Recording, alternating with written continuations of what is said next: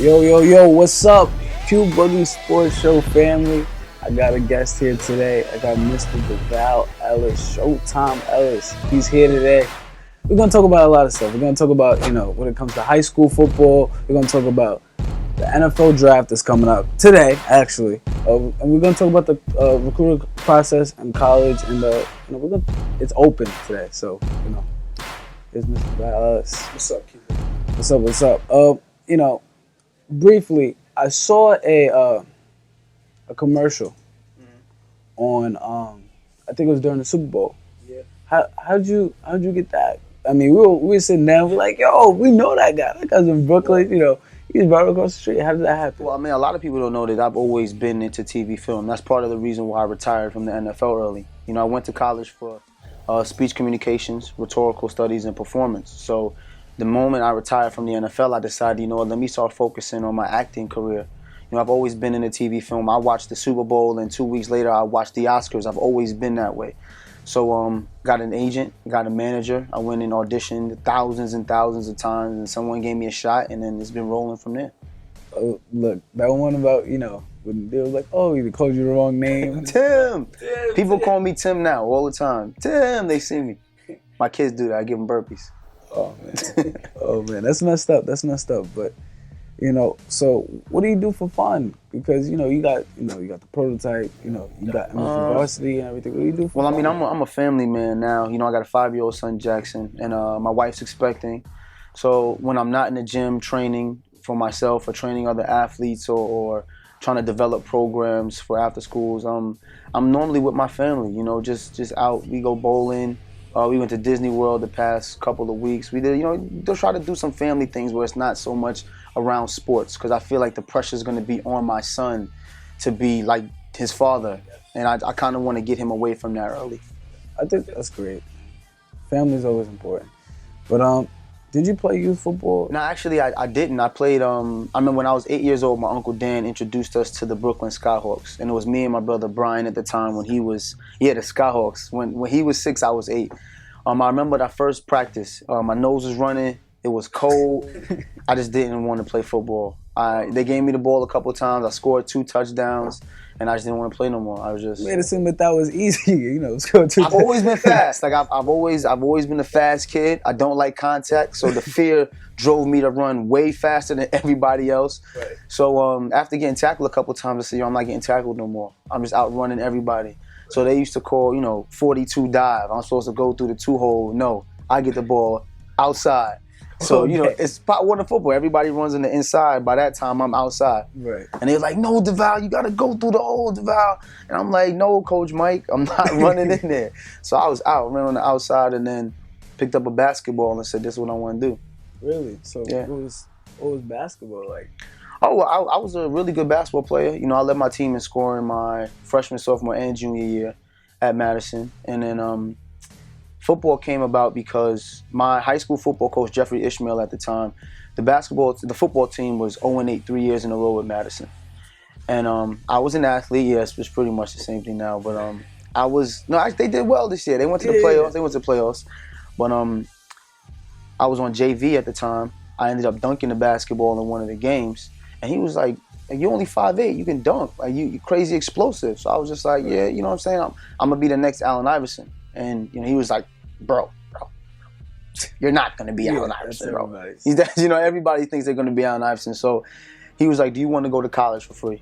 So I was like, yeah, I never saw myself playing in the NBA, never saw myself playing in the NFL. My goal in high school was to go to school, get a business degree so I can own my own business so that I can act. That was my goal since the time I was in high school. So I was just like, all right, how could I get to college for free if I'm not going to play basketball? He said, play football. I was like, hell no. Hell no. I was 5'8", 120 pounds. Never wanted to play football. I said, you got to ask my mother. If I agree to this, you got to ask my mother. So he was like, listen, you come play for us, play some defense, catch a couple interceptions, go off to college. So I was thinking about it. I was like, he does got a point. 5'8", basketball, that's real short. At the time, 5'8" in football was average. Like, you can be 5'8" and play football. So I said, let me give this a shot. My junior year, I ended up leading the team in interception at 7 picks. as a safety. And then he was like, yo, you got real good ball skills. You play basketball. How about you try to play some receiver?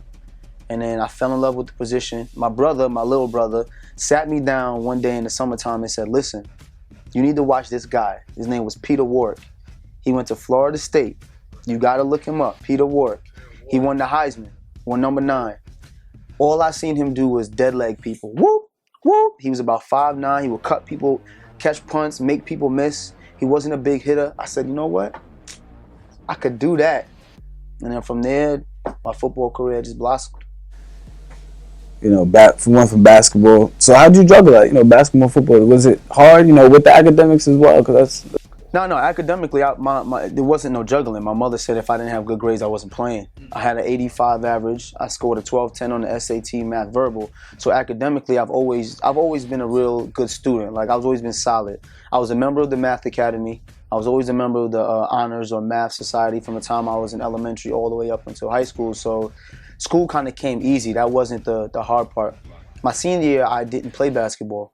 After I decided I was going to play football and I started getting some interest to play college football, I didn't want to get hurt playing basketball. So I really just focused on training to get ready for my freshman year of college. So I didn't play my senior year of basketball. I only played my junior year.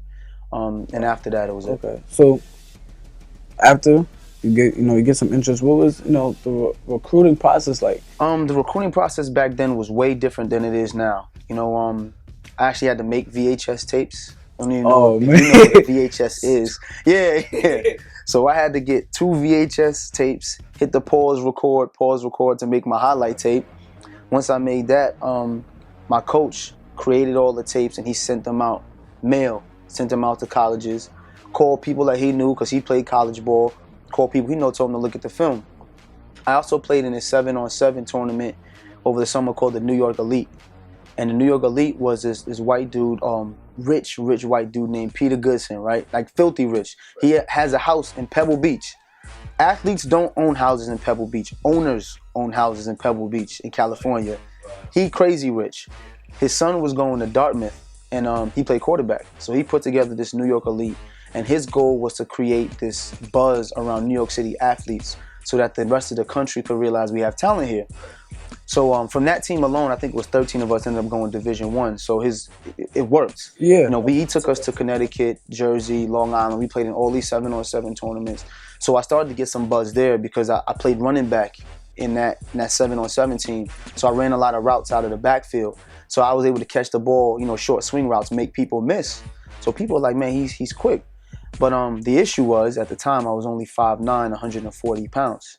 When they came to see me in person, I don't look the part. Coaches from Pitt said, you got good film. In the PSAL, I caught 26 catches for 831 yards and 15 touchdowns. 26 catches, 15 touchdowns. So every other time I touched the ball was a touchdown. But when they came to see me, it's like, you 5'8", 140 pounds. Can you play in the Big East? No. Can you play in the ACC? No. Tyrone Willingham, he was at Stanford. Coach Goodson knew Tyrone Willingham. At the time, he was the head coach at Stanford. He saw my film, said, this kid he's amazing, like he's fast. Found out how big I was and said he can't play in a Pac-12, Pac-10 at the time. He said he can't play it. So it was tough for me. I ended up having to walk on to Hofstra. Hofstra offered me a scholarship. What I found out about the recruiting process is that they may have 2 scholarships. They may offer 4 guys 2 scholarships. The first 2 guys, the first 2 guys that accept those scholarships are going to get them. Really? I was offered I didn't even know that. Check this out. I was offered a scholarship by Hofstra in November. Everyone told me, don't commit, leave your options open. That's what you do. Absolutely. So I didn't commit, left my options open. Going into the final week of the recruiting process, getting ready for National Signing Day, they called my pops and said, we no longer have a scholarship for you. You can walk on. You can be a preferred walk-on. We'll pay room and board and books. So my coach was like, but you guys offered him a scholarship. He said, well, we had 2 guys, take the offers on official visits. I'll never forget their names. One was Joe Slappy, one was Brian Crummell. And it freaking broke my heart. One was from Jersey, and one was from Pennsylvania. I went to the office to ask, what the deal was, and they straight out told me in my face, we think these guys are better than you. And I was like, how? How? You see my film, you see my stats. Well, they play a different level of football. One plays in Jersey, one plays in Pennsylvania. You play ball in Brooklyn. So I was hot, like hot. So then my father looks at me and goes, "Do you think you can play here?" I say, "I know I can play here." My coach was livid. He called Coach Jiggs all sorts of names. Pretty much said, "You're an idiot for not taking this kid. You're gonna regret it if we go somewhere else." And then my father said, "You think you can play here at DeVale?" I said, "Yeah, I know I can play here. Plus they have one of the top business programs in the country. I want to go here." He said, "Listen, we'll pay for your tuition for the first year. You got a year to walk on it and get the rest of the money. If you don't, then you can transfer to Stony Brook." Stony Brook was a state school, and it being a state school, I could get more money. So I said, "I'm not even gonna need the year. I'm gonna go earn the scholarship." So the next week, I signed my national letter of intent for room and board and books, not full tuition. National letter of intent for room and board and books, and I was on the roster coming into the fall. At that point, I made a decision that I was going to do everything in my power to show them that I belong there. So from that point on, I didn't go on the senior trip. I didn't go senior cut day. I didn't go anywhere. I drove from Brooklyn to Hofstra 4 days out of the week, and once on Saturday to participate in the spring conditioning program. So I lifted weights with them. I ran conditioning with them. I did 7-on-7 when I could, and I did it just to show them. And then by the end of the summer, they offered me a scholarship. There's a song that an artist says, and he says, when you're successful, you miss out on a lot of things. You're right. I missed out on a lot of stuff. My friends used to think I was crazy. Oh, DeVale think he nicer than he is. He should have just walked on to Stony Brook. And everybody had their own opinion about what DeVale should do. Some kids said I should have went to Buffalo. Buffalo offered me a scholarship to play corner. 5'8", 140-pound corner. I got my neck broke. Yeah. And I didn't want to play defense. I didn't want to play. So I was like, I don't want to go there. Everybody had their own opinion about what I wanted to do. So you know what? I say, as a man, if I'm going to choose this route, I got to do everything in my power. If I don't earn a scholarship, at least I could live with the fact that I didn't get it done. But I'm not going to just take the easy way because everyone else is saying it's the easy way. And that's what I try to explain to my kids who are going to walk on. The walk-on process was the most difficult thing in my life to do. Like, it was that and being a free agent trial in the NFL. But when you're a walk-on, you're not just a walk-on that 1 year. The second year, the third year, when they recruiting guys, they always expect these guys to be better than you because you walked on. Right. So I was on the bubble every single year at Hofstra. It wasn't until my junior year when I was an All-American did they finally say, all right, I guess DeVale is a guy. Wow. So it took 2 years for them to be like, all right, Absolutely. My freshman year, and here's the funny thing, my freshman year, I walked into the school where Marcus Colston was like Jesus in cleats. He, as a freshman, he was a beast. He helped them win 2 playoff games as a freshman. He's 6'4", 230 pounds. Everything was about Marcus. So then here comes this 5'9", now I'm 155 pounds receiver who's, I walked up to Marcus the first day at camp. I said, yo, I'm coming for your job. He was like, yeah, he didn't even listen to me. You know what I'm saying? But that sparked something in me to the point where there was a rivalry between the two of us where I wanted to be better than him and he wanted to prove that he was better than me. And we actually became really good friends and still really good friends to this day because, like, he'll tell you, he pushed me to be better, I pushed him to be better. And then they recruited good receivers. Charles Sullivan, who came after me, he ended up being a freshman All-American. When Marcus got hurt, Charles stepped in, had 900 yards, 13 touchdowns as a freshman. So it's like the competition in college, it's only gonna get better. It's only gonna get better, and that's you raising the bar. Absolutely. And when the minute you think you got it and you fall off, there's somebody right behind you to come take that spot. So my all 4 years in college, I was looking over my shoulder like, who coming? Who's coming? And I played with 13 guys that played in the National Football League on my team. So the level of competition and practice was intense. I mean, that's something that my high school team, we try to build because I feel like on paper we're so great, and instead of trying to get that scholarship, we're all gonna go somewhere if we put in the work and we go to school and do the right thing. But we gotta make freshmen better. We gotta make that junior or that senior who's chilling. Well, I don't have it off. Well, get up